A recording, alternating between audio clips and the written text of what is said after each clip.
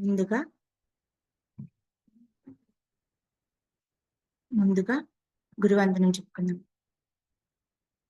బ్రహ్మర్షి పత్రిజీ గారికి మరియు వంశీ సార్కి నా హృదయపూర్వక ఆత్మ ప్రణామాలు తెలుపుకుంటున్నాను. మరియు నాకు ఈ అవకాశం ఇచ్చిన మానస మేడంకి నా హృదయపూర్వక ఆత్మ ప్రణామాలు తెలుపుకుంటున్నాను. మాస్టర్స్, ఈరోజు మనం చెప్పుకోబోయే క్లాస్ ఏంటంటే బాబా నుంచి రక్షణ ఎలా పొందాలి అనేసి బాబా మనకు 11 సూత్రాలు ఇచ్చారు, ఏకాదశ సూత్రాలు అని చెప్పేసి. దాంట్లో మనం ఒక 2 చెప్పుకున్నాము.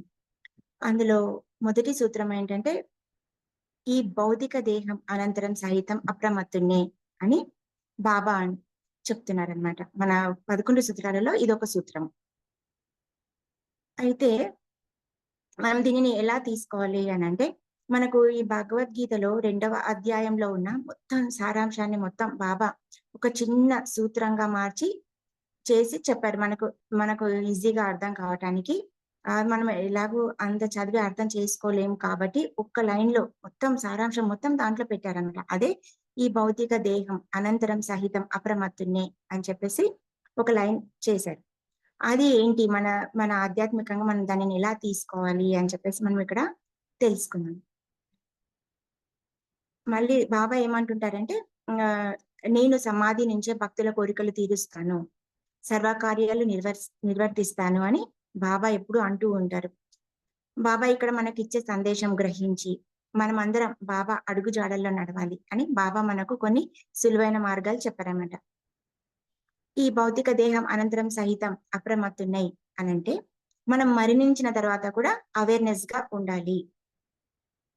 మనకి ఇక్కడ ఒక సందేహం కలుగుతుంది. అదేంటంటే, మరణించిన తర్వాత ఎలా ఎరుకతో ఉండగలము, మనం ఆల్రెడీ చనిపోయి ఉంటాం కదా అని చెప్పేసి మనకు ఒక సందేహం వస్తుంది అనమాట. అదేంటంటే, మొదట మరణం అంటే ఏంటో తెలుసుకుందాం. ఫస్ట్ మరణం అంటే ఏంటో తెలుసుకుంటే, శరీరం నుంచి జీవుడు బయటికి రావటాన్ని మరణం అంటారనమాట. శరీరం నుంచి జీవుడు బయటికి రావటాన్ని మరణం అంటే, ప్రతిరోజు మనము నైట్ పడుకోగానే జీవుడు బయటికి వస్తాడు. తెల్లారేసరికి మరి మన శరీరంలోకి వస్తూ ఉంటాడనమాట. అది ఎలా అంటే, మనము ఇది ఎలా గ్రహించాలి అని అంటే, జీవుడు బయటికి వెళ్తున్నాడని మనము చాలా రకరకాల కళలు కంటూ ఉంటాము, డ్రీమ్స్ వస్తూ ఉంటాయి. అప్పుడు ఏంటంటే మన జీవాత్మ బయటికి వెళ్ళి మొత్తము అవన్నీ ఎక్స్పీరియన్స్ చేసి మళ్ళీ మార్నింగ్ మనం నిద్ర లేచే టయానికి మన లోపలికి వస్తుంది. మనం అప్పుడప్పుడు అది కూడా అనుకుంటుంటాం, నిద్ర లేవంగానే మనం యూనివర్స్ కి థ్యాంక్స్ చెప్పాలి. నిద్రలోనే ఏమైపోయినా మనం కొంతమంది నిద్రలోనే లేయరు, తెల్లారేసరికి లేవ్వరు.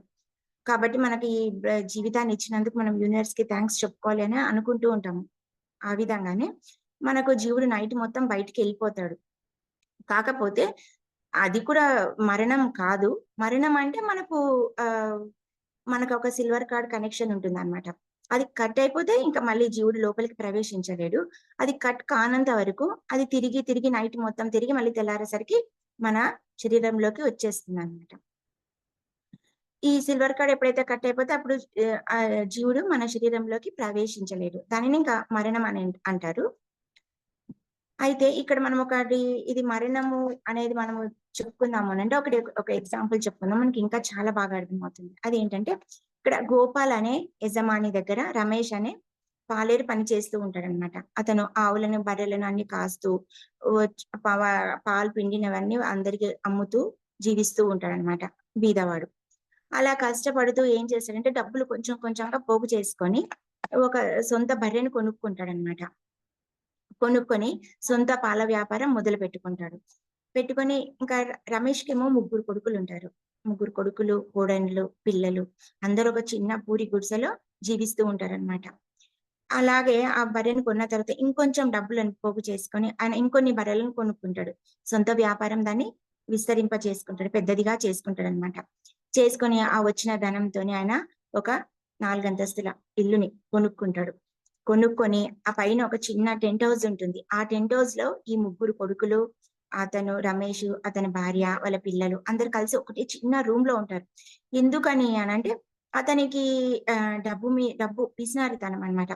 ఇవన్నీ రెంట్‌కి ఇచ్చేస్తే మనకు ఇంకా డబ్బులు వస్తాయి కదా, ఆ వచ్చిన ధనంతో మనము ఇంకా ఇంకా వేరే ఏమైనా కొనుక్కోవచ్చు కదా అని చెప్పేసి అతను ఏం చేశాడంటే, చిన్న టెంట్ హౌస్ లో అక్కడ అప్పుడు కూడా అంత చివరి క్షణాలకైనా అది చాలా ఏజ్ అయిపోయి ఉంటుంది. అప్పుడు కూడా అంత కష్టపడుకుంటూ ఆ చిన్న టెంట్ హౌస్ లోనే జీవిస్తాడు. సంపాదించుకున్న ఇంటిని, డబ్బుని అనుభవించలేడనమాట ఆ పిసినారితనంతో. అలా జీవించి చివరికి ఆయన వయసయిపోతుందనమాట. చివరి క్షణాలొచ్చేస్తాయి. చనిపోయే రోజు అతన్ని తీసుకువచ్చి ఇంకా ఆయన ఇట్లా ఆయాస పడుతూ ఉంటే, అలా ఉంటే తీసుకొచ్చి బయట పడుకోబెట్టేస్తారు. కింద తీసుకొచ్చి రోడ్ మీద. పడుకోబెడితే అందరూ ఏడుస్తూ ఉంటారు. ఆళ్ళ ముగ్గురు కొడుకులు కూడా ఏడుస్తూ ఉంటారు. అయితే ఇతనేం చేస్తాడు, సరే వచ్చి పడుకోబెట్టారు. ఆయనకేమవుతుందన్న అది కూడా లేకుండా ఒక్కొక్క బాబుని పిలుస్తారు. వాళ్ళ ముగ్గురు కొడుకులని పేర్లు పెట్టి పిలుస్తాడు. అందరూ ఏడ్చుకుంటూ దగ్గరికొస్తారనమాట. దగ్గరికొస్తే అతనేమంటాడంటే, "అందరూ ఇక్కడే ఉంటే పాలెవరు పోసొస్తారు? ఆ పాలు పగిలిపోతాయి కదా! ఎవరికీ ఏది పట్టదు. నేనే చేసుకోవాలా?" అని చెప్పేసి అని వాళ్ళ మీద కేకలు వేస్తాడనమాట గట్టిగా. అతను ఆ సమయంలో అతను చనిపోతున్నాడన్న ధ్యాస అతనికి లేదు. అప్పుడు కూడా డబ్బు మీదనే అతని ధ్యాస మొత్తం. ఆ డబ్బు ఎట్లా, ఎట్లా వ్యాపారం ఇంకొంచెం పెంచుకోవాలి అన్న ధ్యాసే తప్ప, తనకేం జరుగుతుంది, ఏమవుతుంది అన్నది అతనికి ఏమాత్రం కొంచెం కూడా జ్ఞానం లేదనమాట. ఆ ఒంట్లో ఓపిక లేకపోవడం వలన, ఆ గట్టిగా అరవడం వలన అతని మాట పడిపోతుంది. ఆయన గట్టి కేకేసాడు కదా! అప్పటికే ఆయన అవసాన దశలో ఉన్నాడు. ఆ గట్టిగా అరిచేసరికి అతని నోరు పడిపోతుంది. అంటే మాట బయటికి వినిపించదనమాట. అతను ఏమనుకుంటుంటాడంటే అన్నీ మాట్లాడుతున్నా నేను బయటికి అని అనుకుంటుంటాడు. ఎందుకంటే జీవాత్మ లోపల మాట్లాడుతూ ఉంటుంది. కాపోతే ఇది ఫిజికల్ బాడీలో అది కట్ అయిపోయి ఉంటుందనమాట అది. అది బయటికి ఎవరికీ ఏమి వినిపించట్లేదు. కానీ అతని మాట ఎవరికీ వినిపించడం లేదన్న సంగతి అతనికైతే తెలియదు. అప్పుడు అతను అలాగా ఆయన కనుచూపు ఏమైతుందంటే, ఆ పాలు అక్కడ చూస్తూ ఉంటే ఒక పిల్లి వచ్చి పాలు తాగుతుంటది. అది చూస్తాడు ఆ రమేష్. చూసిన తర్వాత ఇంక ఆయన ఏం చేస్తాడు, వాళ్ళకి చెప్పాలి కదా! ఆ పిల్లిని అల్లించమని చెప్పేసి పీ పీ అని అరుస్తూ ఉంటాడు. ఆ మాట బయటికి రాదు. ఈ పక్కనున్న వాళ్ళకి అర్థం కాదు. అర్థం కాకపోయేసరికి వాళ్ళేమంటారంటే, ఏం చెప్తున్నాడు అని చెప్పేసి ఇంగ ఆ పీ మీద ఉన్న అవన్నీ పిన్ని అట్లా ఇట్లా అన్నీ చెప్తారు. కానీ అవి ఏవి కావు. ఇంకా లాస్ట్‌కి ఆయన ఏం చేస్తాడంటే, ఆయనలో కొంచెం ఒక ఊపిరి ఉన్నది. మొత్తం కూడగట్టుకొని గట్టిగా అరిచేస్తాడనమాట. పిల్లి పాలు తాగుతుంది అని చెప్పేసి. ఇంకా అప్పుడు అరిచేసరికి ఇంక ఆయన ప్రాణం పోతుంది. ఇంక ఆయన మొత్తము ఇంక చాలా స్ట్రాంగ్ చేసి అరిచేసరికి ఇంకా ఆయన కొన ఊపిరి వెళ్ళిపోతుందనమాట. ఇప్పుడు రమేష్ దేహంలో నుంచి జీవుడు బయటికి వచ్చాడు. అలా చనిపోయాడనమాట. ఇప్పుడు ఆ జీవుడు ఎక్కడికి వెళ్తాడు? ఇప్పుడు వచ్చేసింది ప్రాణం పోయింది. సిల్వర్ కట్ అయిపోయింది. ఆ జీవుడు ఎక్కడికెళ్తాడు? ఆ పిల్లి పాలు తాగుతుంది. అక్కడికి వెళ్తాడు. ఎందుకంటే అదే చూస్తూ చనిపోయాడు. అదే ఆలోచిస్తున్నాడు కాబట్టి ఆయన అక్కడికే వెళ్తాడనమాట. పిల్లలు డబ్బులు దుబారా చేస్తారని చెప్పేసి, వారు చేసేది మొత్తం ఈయనకు కనిపిస్తూ ఉంటుంది. అప్పటి వరకు అతనే ఆయన మెయింటైన్ చేసాడు కదా! కాబట్టి అతని పిల్లలు అంత అమౌంట్ అంతా వేస్ట్ చేస్తారని ఒక ఆలోచనతోనే అతను చనిపోయాడు. ఇంకా దాన్ని చూసుకుంటూ వాళ్ళని వద్దు, వద్దు అని చెప్తూ ఉంటాడు. కానీ వాళ్ళకు వినిపించదు ఇతనున్నట్టు ఆ పిల్లలకైతే అర్థం కాదు. కానీ ఈ రమేష్‌కేమో మొత్తం కనిపిస్తూ ఉంటుంది. ఈయన చెప్పేది వాళ్ళకర్థం కాదు. కానీ ఇతను మాత్రం చాలా బాధపడుతుంటాడు. వారికి కనిపించదు కాబట్టి వారికి ఇష్టం వచ్చినట్టు వాళ్ళు ప్రవర్తిస్తూ ఉంటారనమాట. అది చూసి ఈ జీవుడు, ఈ రమేష్ అనే శరీరంలో నుంచి వచ్చిన జీవుడు బాధపడుతూ ఉంటాడనమాట. అయ్యో! వీళ్ళు ఇలా చేస్తున్నారే, ఇలా అమౌంట్ అంతా వేస్ట్ చేస్తున్నారు. పని చెయ్యట్లేదు. నేను చెప్పినట్లుగా వినట్లేదు. వీళ్ళకి వినిపించట్లేదు అని చెప్పేసి ఆయన బాధపడుతూ ఉంటాడు. ఆ బాధపడటాన్నే నరకం. అదే నరకం అన్నమాట. ఇంకా వేరే నరకం అంటూ ఏం లేదు. నరకం అంటే ఎక్కడో మనం ఎక్కడో ఉంది. వేరే ఎక్కడ ఆ పైన ఎక్కడో ఉంది అని మనం అనుకుంటూ ఉంటాం. ఎక్కడో ఏమీ లేదు. మనం చూసి బాధపడుతూ ఉంటాం. కానీ ఏం చేయలేము. దానినే నరకం అంటారనమాట. ఇక్కడ ఇంకొక ఎగ్జాంపుల్ చెప్పుకుందాం. రాజు అంటే మనము ఇప్పుడు ఆ జీవుడొచ్చాడు. అదే విధంగా ఏది ఆలోచిస్తున్నాము అనేది మనము విచక్షణతోని ఉండాలనమాట. జీవించి ఉండాం కానీ. ఇక్కడ ఇంకో ఎగ్జాంపుల్ ఏంటంటే, రాజుకు నలుగురు కొడుకులుంటారు. ఒక అతనేమో చాలా అమాయకుడు. ఇంకో అతనేమో జూదం ఆడుతూ ఉంటాడనమాట. రెండో అబ్బాయి తాగుబోతు. మూడో అబ్బాయి గుర్రపందాల్లో, లాటరీలలో అట్లా అన్ని డబ్బులన్నీ వేస్ట్ చేస్తూ ఉంటాడనమాట.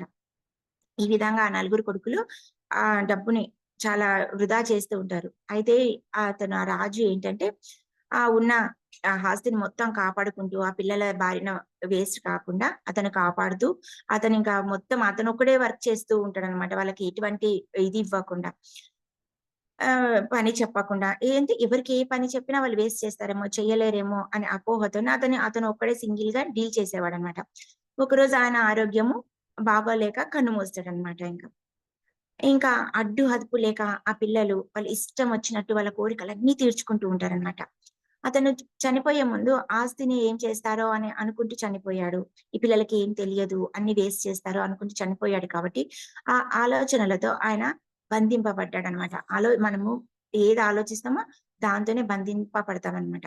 ఆ విధంగానే రాజు కూడా ఆ ఆలోచనలతోనే బంధించబడి విముక్తి కాకుండా ఇక్కడే మిగిలిపోయాడు. జీవాత్మ. రాజు జీవాత్మ ఇక్కడే భూలోకంలోనే మిగిలిపోయింది. ఆ ఆస్తిని కాపలాగా, అక్కడ కాపలాగా కూర్చొని ఆ ఆస్తిని చూసుకుంటూ అదే అన్నమాట. ఇంకా అతనికి ఇంక వేరే యావ లేదు, వేరే ధ్యాస లేదు, ఇంకా ఏమీ తెలియదు. వేరే ఆలోచననే లేదు, వేరే జ్ఞానమే లేదు. ఓన్లీ ఆస్తిని కాపాడుకోవాలి, ఆస్తిని కాపాడుకోవాలి అని చెప్పేసి. అందరూ మనం ఏమంటుంటారంటే ఆ ఫిఫ్త్ డే ఇలా అయితారు. 11థ్ డే అక్కడికెళ్తారు. 21 డేస్ ఇంకా పైకెళ్ళిపోతారు. అట్లా అని మనం అన్ని దినాలు చేస్తూ అన్ని ఏదేదో అనుకుంటూ ఉంటారు. కానీ జ్ఞానం ఉంటేనే రిలీజ్ అవుతారు. ఒకవేళ జ్ఞానం లేకపోతే ఇక్కడే భూమి మీద మిగిలిపోతారు అన్నమాట. ఎవరైనా సరే జ్ఞానం లేని వాళ్ళు మనం అనుకున్నట్టు పూజలు చేసినంత మాత్రాన వాళ్ళు ఎటువంటిది ఏం మార్పు జరగదన్నమాట. అందుకే రాత్రిపూట మనం వింటూ ఉంటాము. కుక్కలు అరుస్తూ ఉంటాయి. అవి ఏంటి అనంటే మనం ఏమనుకుంటాం, అప్పుడు ఎవరికో ఏదో కీడు జరుగుతుంది అని మనం అనుకుంటూ ఉంటాం. కీడు జరుగుతున్నందుకు కుక్కలు అరవవు. అప్పుడు అక్కడ ఆ సోల్స్ కనిపిస్తాయన్నమాట. అక్కడ బంధింపబడ్డ సోల్స్, ఇక్కడ మిగిలిపోయిన సోల్స్ వాటికి కనిపిస్తాయి. అందుకవి ఏడుస్తూ ఉంటాయన్నమాట.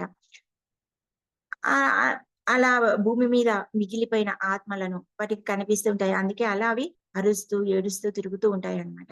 చనిపోగానే పైనుంచి మాస్టర్స్ వచ్చి "రా వెళ్దాము" అని పిలుస్తారు.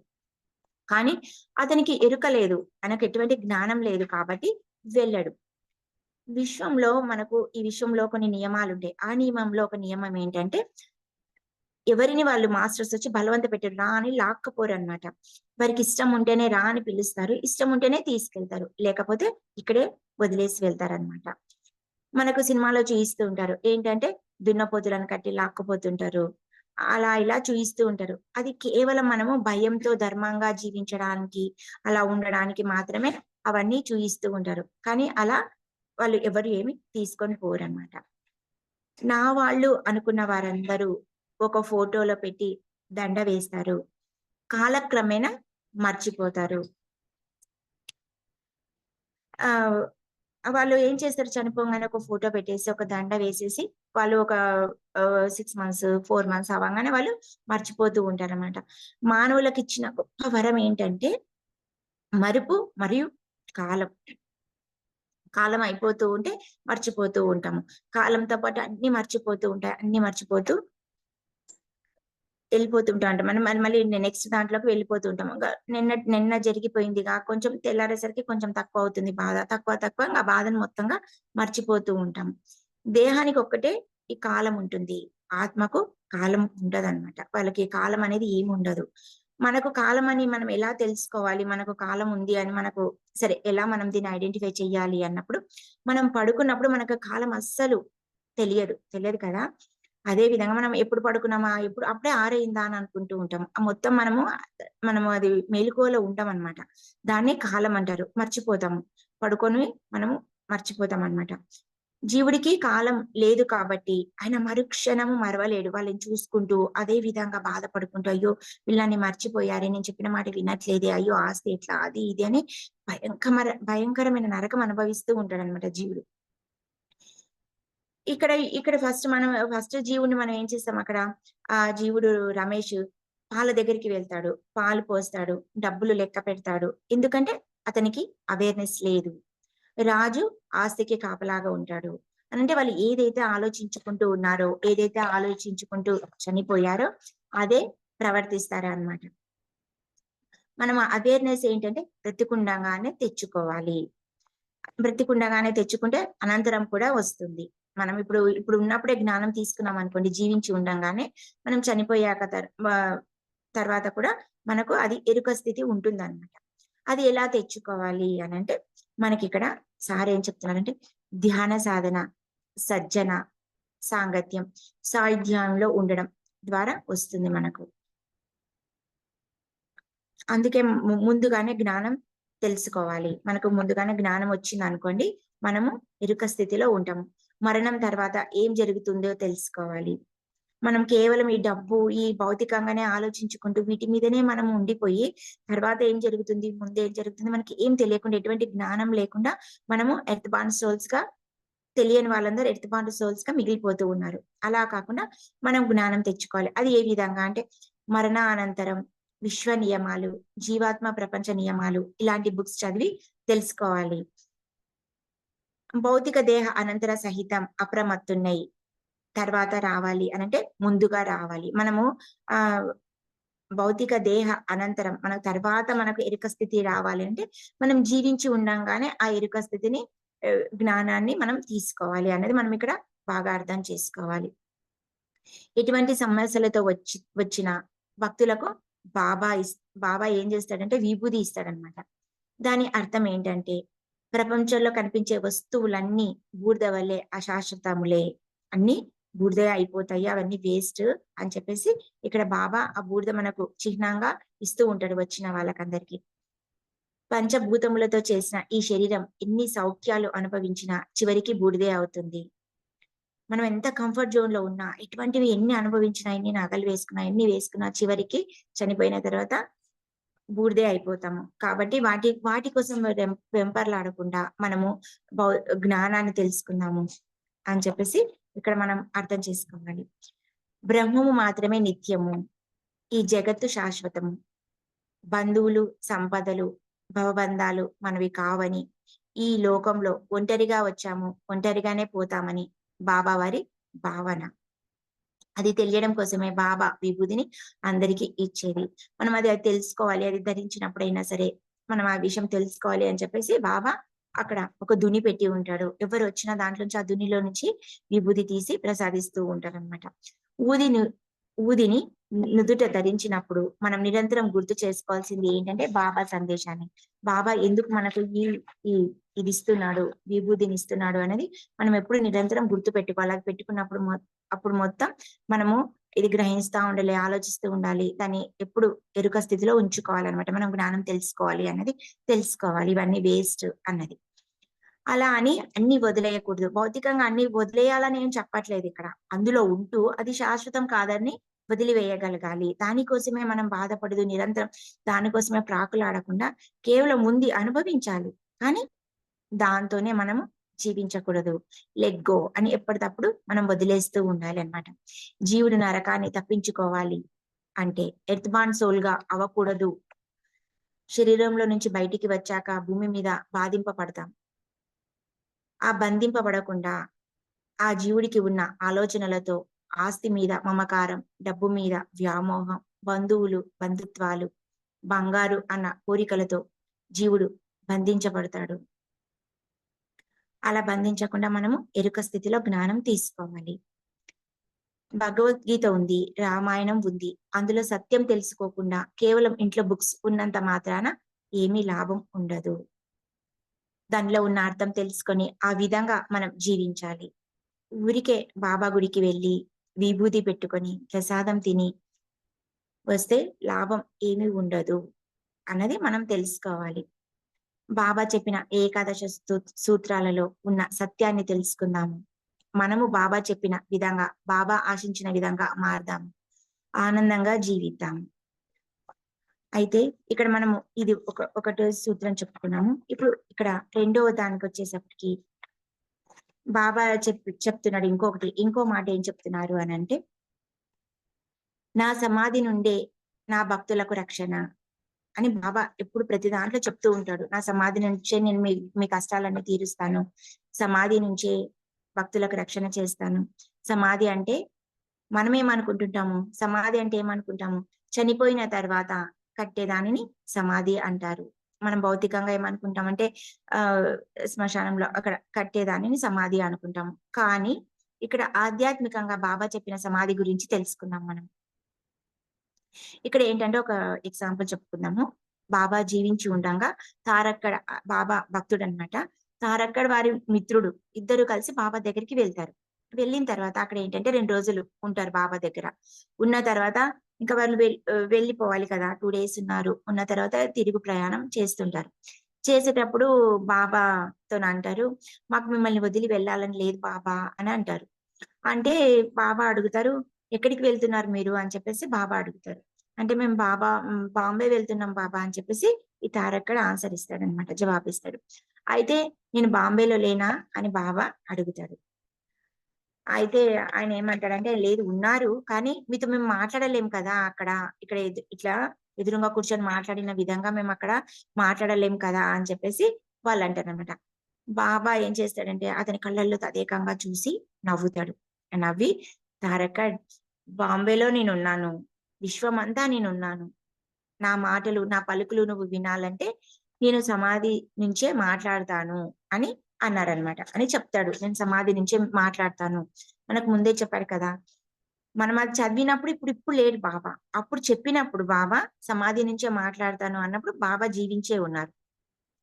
కాబట్టి ఇక్కడ బ్రతికుండంగానే సమాధి గురించి ఎవరు మాట్లాడరు. కాకపోతే అందుకే మనము ఇక్కడ ఆధ్యాత్మికంగా దీని మీనింగ్ ఏంటంటే, ఇక్కడ మనము భౌతికంగా సమాధి వేరు, ఆధ్యాత్మికంగా సమాధి వేరు. అదేంటో మనం ఇక్కడ బాగా అర్థం చేసుకోవాలి.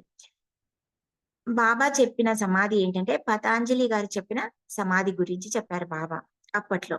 అదేంటి అనంటే, ఆసనం, ప్రాణామాయం, ప్రతిహారం, ధారణ, ధ్యా ధ్యానం, సమాధి.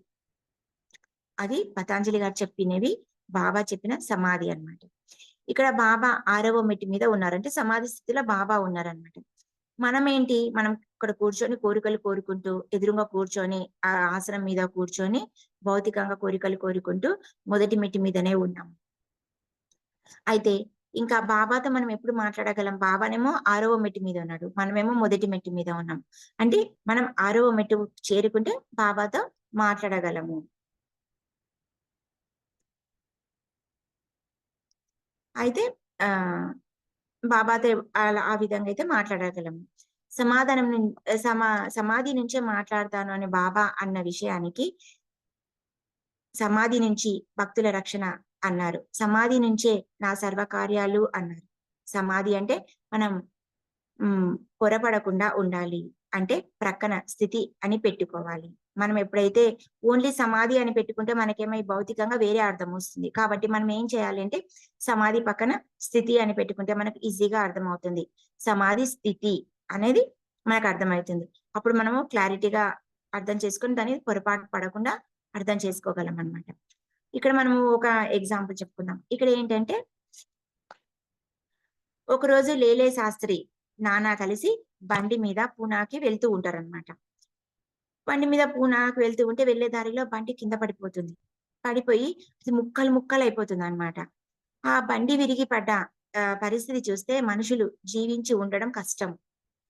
అలాంటి సమయంలో ఆహ్, బాబా ఇక్కడేం చేస్తుంటారంటే వేరే వాళ్ళతో కూర్చొని మాట్లాడుతూ ఉంటారు.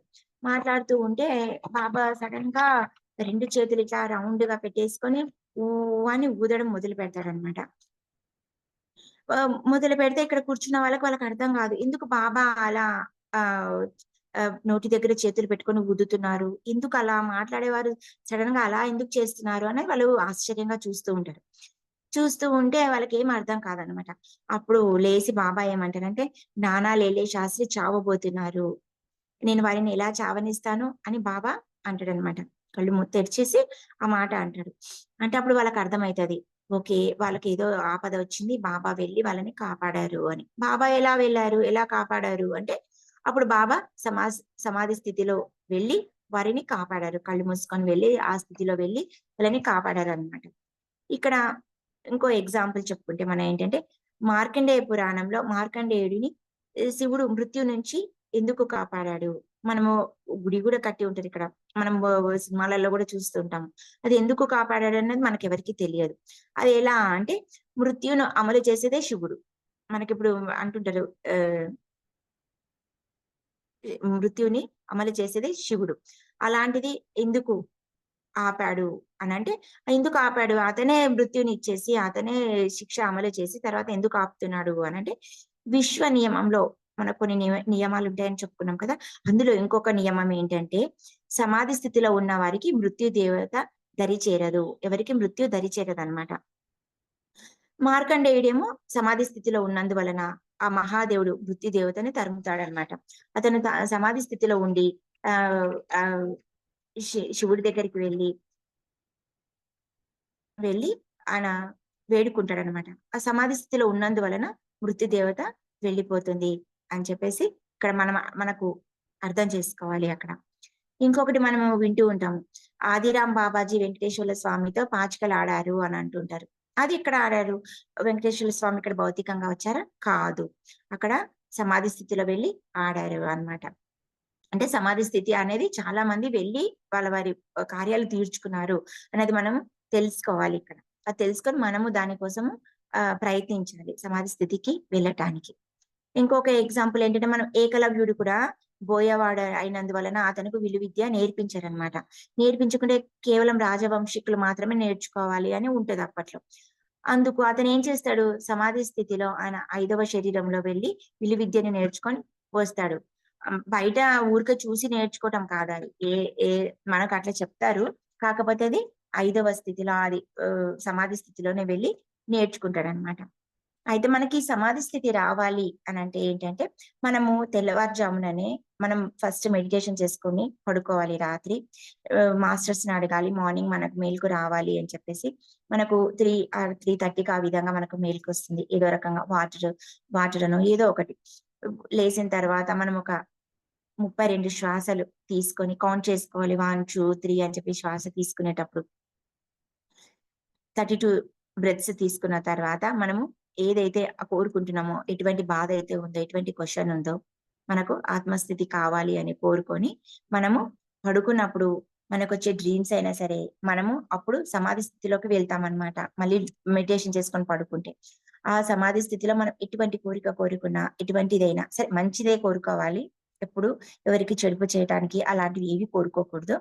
కేవలం మంచే కోరుకొని మనకు కావాల్సినవి మనము తీర్చుకోవచ్చు.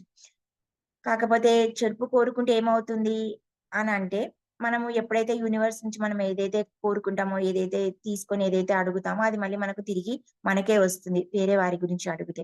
కాబట్టి మనం కేవలం నలుగురికి మంచి చేసే విధంగానే కోరుకోవాలి. మనకున్న ఇబ్బందులైనా సరే, ఏవైనా సరే మనం ఆ సమాధి స్థితిలో మనము తీర్చుకోవచ్చు అన్నమాట. ఎప్పుడైనా మనకు మరణం వస్తుంది, ఏవైనా భయాలున్నాయి, ఏవైనా దోషాలున్నాయని మనం అనిపించి మనకేవో అనిపిస్తుంటాయి కష్టాలొచ్చినాయని. అప్పుడు మనము ధ్యానంలో కూర్చొని సమాధి స్థితిలో ఉన్నామంటే మనకు అన్నీ సాల్వ్ అయిపోతాయి, డిజాల్వ్ అయిపోతాయి అని చెప్పేసి ఇక్కడ సార్ మనకు చెప్తున్నారు. ఇక్కడ తెల్లవారుజామున మేలుక రావాలన్నప్పుడు వస్తుంది ఖచ్చితంగా. అది మీరు సరే ఒక్కరోజు రాకున్నా మనం కంటిన్యూగా ఒక 40 డేస్ చేశామంటే దాని మీద మనకు గ్రిప్ వస్తుంది. ఖచ్చితంగా మనం అది చేయగలుగుతామనమాట. ఇక్కడ ఇంకొక ఎగ్జాంపుల్ చెప్పుకుందాము. ఏంటంటే ఒక రాజుకు పండితుడు చెప్పాడనమాట. ఏమని? మీకు మృత్యు వస్తుంది అని చెప్పేసి. మృత్యు గడియ ఆసన్నమైంది అని చెప్పేసి ఆయన జాతకం చూసి చెప్తాడనమాట. అప్పుడు ఆ రాజు చాలా భయపడి నాకు ఏదైనా ఉపాయం చెప్పండి అని అందరిని అడుగుతూ ఉన్నాడు. అడుగుతూ ఉంటే అప్పుడేంటంటే శివుడి దగ్గరికి వెళ్లి మార్కండేయుడు ప్రాణాలు రక్షించుకున్నాడు. అదే విధంగా నువ్వు కూడా శివుడి దగ్గరికి వెళ్లి నీ ప్రాణాల్ని రక్షించుకో అని చెప్పేసి చెప్తాడనమాట. చెప్తే అతను శివుడి దగ్గరికి వెళ్తారు. వెళ్తే అక్కడ వెళ్ళిన తర్వాత అక్కడ కూర్చోమని చెప్తాడు నంది. కూర్చుంటే సరే అని కూర్చుంటాడు. కూర్చుంటే అక్కడ ఏమవుతుందంటే యమధర్మరాజు అక్కడి నుంచి బుక్స్ పట్టుకొని వెళ్తూ ఉంటాడు శివుడి దగ్గరికి. వెళ్తూ ఉంటే ఇలా ఆ రాజుని చూసుకుంటూ వెళ్తాడు. చూసుకుంటూ వెళ్ళేసరికి రాజుకి ఇంకా భయమైతుంది. ఇంకా భయమై ఏడ్చుకుంటూ అయ్యయ్యో! అని చెప్పేసి ఏడుస్తూ ఉంటాడు. ఏడుస్తుంటే అప్పుడు నంది అడుగుతాడు, "ఏమైంది? ఎందుకు ఏడుస్తున్నావు?" అని చెప్తే ఏం లేదు. నాకు మృత్యు ఆసన్నమైంది. ఇందాకనే యమధర్మరాజు నన్ను చూసుకుంటూ లోపలికి వెళ్ళాడు. ఇక బయటికి రాంగానే నా ప్రాణం తీసేస్తాడు అని చెప్పేసి ఏడవటం మొదలుపెడతాడు. ఏడవటం మొదలుపెడితే అప్పుడు నందికి ఏమనిపిస్తుందంటే, సరే, సరే నేనిప్పుడు ఈయన ప్రాణాలు కాపాడాననుకో, నాకు నా పేరు ప్రఖ్యాతలు వస్తాయి. నా పేరు మంచిగా ఇది అవుతుంది. గొప్పగా చెప్పుకుంటారు. ఈయనని ఎలాగైనా కాపాడాలి రాజుని అని చెప్పి తీసుకెళ్ళి ఒక కొండ గుహలో దాచిపెట్టేసి వస్తాడనమాట. దాచిపెట్టి వచ్చి అక్కడ కూర్చుంటాడు. కూర్చుంటే యమధర్మరాజు లోపల నుంచి బయటికొస్తాడు. బయటికొచ్చిన తర్వాత ఏమంటాడంటే, "ఇక్కడ ఒక అతను ఉండే కదా! అతను ఎటెళ్ళాడు?" అని చెప్పేసి అడుగుతాడు. "లేదు లేదు అతను ఎక్కడికెళ్ళాడో నేను చెప్పను" అని నంది అంటాడు. అంటే అప్పుడు యమధర్మరాజు అంటాడు, "నువ్వు చెప్పకున్నా పర్వాలేదు. కొంపదీసి అక్కడ వెళ్లి గుహలో అయితే దాచిపెట్టేసి రాలేదు కదా! అని చెప్పేసి అడుగుతాడు. అది నీకెలా తెలుసు? అంటే ఏం లేదు, ఈ బుక్‌లో రాసారు. ఆ గుహలో దాచి ఉన్న గుహలో ఉండంగా అతను బయటికి రాలేక ఆ గుహ విరిగి పడి చనిపోతాడు అని చెప్పి రాసి ఉన్నది. ఆయన ఈ చనిపోయే టైంలో ఇక్కడెందుకున్నాడా అని నేను ఆలోచించుకుంటూ వెళ్ళాను. అయితే నువ్వే తీసుకెళ్ళి అక్కడ కూర్చోబెట్టేసావు.